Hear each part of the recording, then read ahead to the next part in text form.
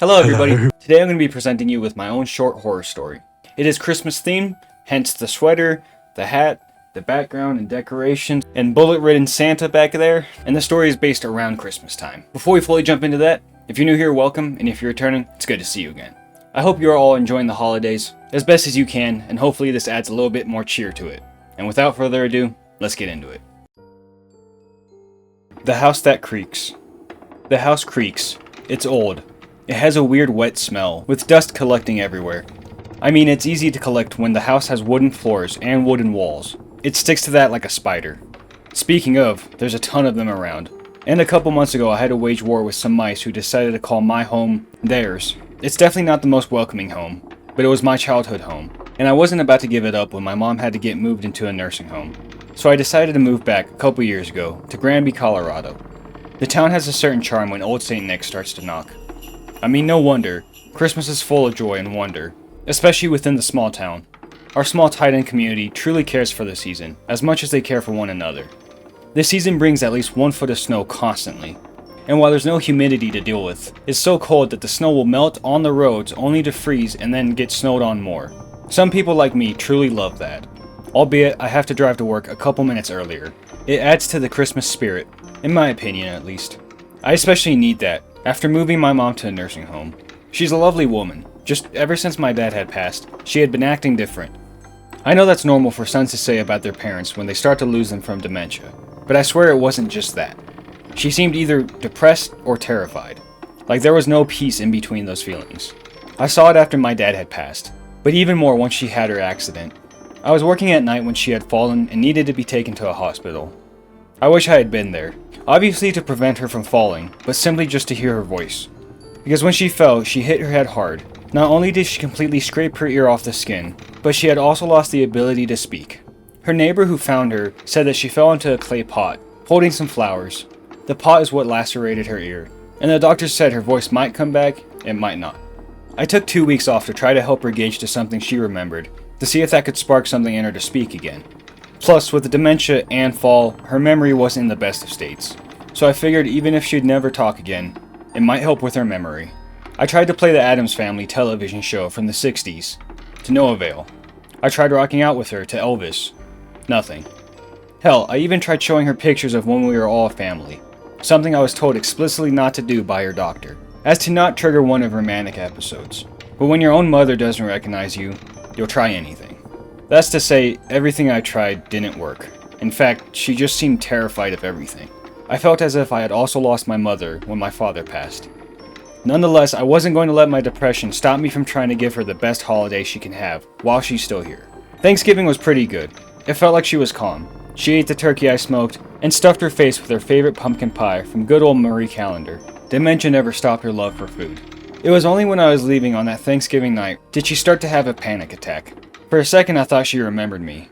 Something in the way she looked at me. But I couldn't tell if that was her not wanting to be surrounded by nurses and other old people, or if that's just what I wanted to see. She goes through these panic attacks almost every time I leave, and it tears me down each time. But I have to pay for her care somehow. At least that's what I'm telling myself. I work as a security guard overnight at our local hospital. It's genuinely one of the easiest jobs I've ever had. I just have to look tough, or throw out the occasional drunk, or guy looking to score some easy meds. It pays for the house, which I plan on keeping, as well as Christmas presents, which will need to be purchased soon. Shit, it's the 24th. I've only got 1 day to do that. Luckily, I have only one person to get stuff for. I figured in the morning once I'm off, I'd stop by our local shop and get some blankets, sweets, and knickknacks. My mom always loved small weird puzzle toys, and the touristy shop a block away from the hospital will fulfill that. I do have to say, selfishly, I'm excited for the present my mom is going to get me. The past 3 years, ever since the big C took Dad, my mom has always gifted me something small. It's funny, I usually saw one gift in the trash can too. I figured she didn't like that gift, so she got something else and threw out the other one. I never opened the gift in the trash, as to not upset her. Usually the gift she would give me was something I already owned. Like last year was a tape dispenser I had bought a couple weeks prior specifically for wrapping gifts. I loved it. It meant she still cared about me, even if she didn't recognize me. It also brought back nostalgia from opening gifts with her and Dad in our cozy, creaky home. Last year I remembered, I hated how the house constantly creaks. And now that my mom needs to be somewhere capable of taking care of her and not home, those creaks, they're comforting. My shift finally ends, and while I walk to the shop, I think about what I'll cook for my mom tonight. She always loved ham on Christmas Eve. Ugh. I also remember I have to work tonight, after visiting her. At least I have Christmas Day and night off. I get the ham as well as some presents and head home, ready for the couple of hours I call sleep. Those relentless creaks help me ease into my rest. When I woke up, it was oddly quiet. Almost as if the house forgot that it creaks. Quiet except my alarm. I quickly shut off and realized something less odd. I was late. I rushed out of bed and ran out the door, completely forgetting to grab my phone. But luckily, running to the hospital allowed me to catch visiting hours, and I had the time for at least an hour dinner before needing to go to work. When visiting with my mom, she seemed more manic than ever. Christmas usually got to her. I had assumed it was because it was a reminder of how Dad wasn't here. In fact, I think it was a reminder in general of how Dad was before he passed on Christmas. He looked like a skeleton, and he was constantly weak. I tried to get him into a nursing home, but my mother aggressively insisted that she could take care of him. I don't know if it was religion, the dementia, or just her hope holding high. I believe she thought she could make him better.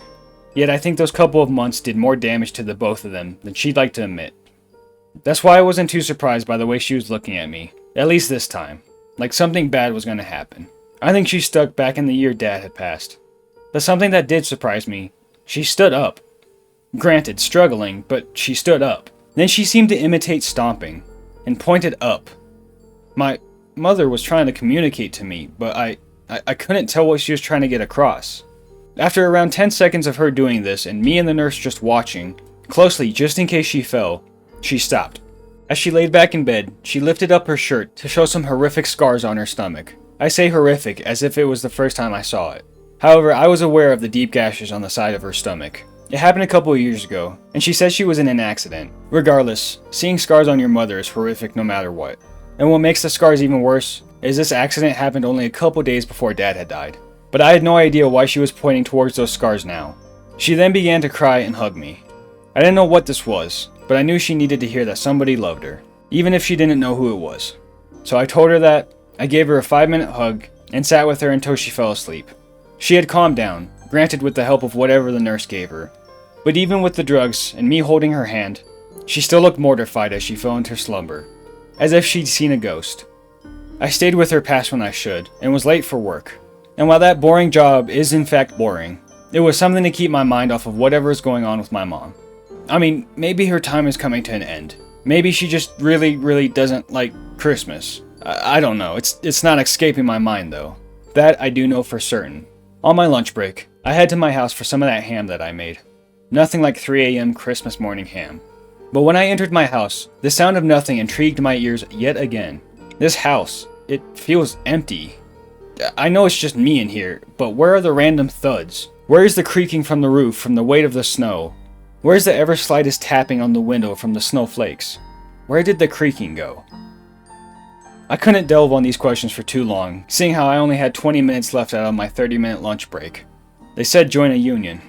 As I was cleaning off my plate and throwing my jacket back on to head to my work, I noticed a nicely wrapped present on my coffee table next to the tree. My mom remembered me again.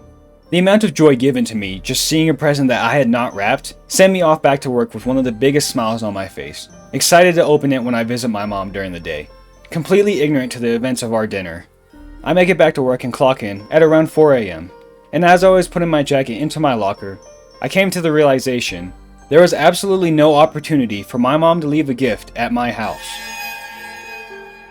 I put my jacket back on and ran out of the hospital towards my home, completely forgetting to clock back out, but someone was in my house, the home my family lived and died at. I wasn't gonna let them stay. I got to the front door, struggled to grab my keys with one hand because my other was holding my .45, the one few perk of being a security guard. I unlocked it and stepped in, and the moment I had stepped into the desolate house, my adrenaline and anger immediately subsided, and I realized how dumb I was for trying to confront whoever this was head on. I should have called 911, so I turned around to leave. But on the table next to the door that held my keys was a present. The present that I saw earlier. Opened. The wrapped box held an ear in it. And in the tank of nothing in my ears, I heard 2 thuds hit the ground and begin rolling. I look in between my feet, and there's a pair of eyes. One staring right at me, the other was covered in blood and cartilage. That eye. I know that eye. I know that look. Those were my mom's eyes, looking at me. The realization wasn't followed by shock. No, it was followed by heavy creaking, only to turn into loud, quickly approaching footsteps. Before I could even turn around, I heard... I turned around with my gun facing whoever this was, ready to empty the magazine the second I saw the resemblance of a human. But that was the problem. I didn't see that. It was my dad, but it wasn't. It had some of the spectacles of hair that he kept during chemo. It had his blue eyes, and half of his nose. But the hair, it was long. A couple of feet, I'd wager, at my distance. His teeth, sharp like needles but thick like daggers. And the white parts of his eyes were cloudy, empty, and dark. Some of his ribs pierced through his tight, droopy skin, and the rest seemed like they'll puncture any second. His limbs and fingers were longer than what I remembered, and he didn't seem to be bothered by his open wounds or falling flesh. No, he wasn't focused on anything other than me. That's when this thing, my dad, spoke. But it wasn't that voice that I had lost all those years ago. It was my mom's. At least it sounded like it tried to be my mom's. She fed me. She saved me. She loved you. I stood there, as if I had fallen in a well, but I was standing in my living room, gun still raised at this thing. He then asked in a voice I had never heard. Did you like my gifts? All of those gifts in the trash. All of the creaking. My terrified, mutilated mom. My dad had been here all along.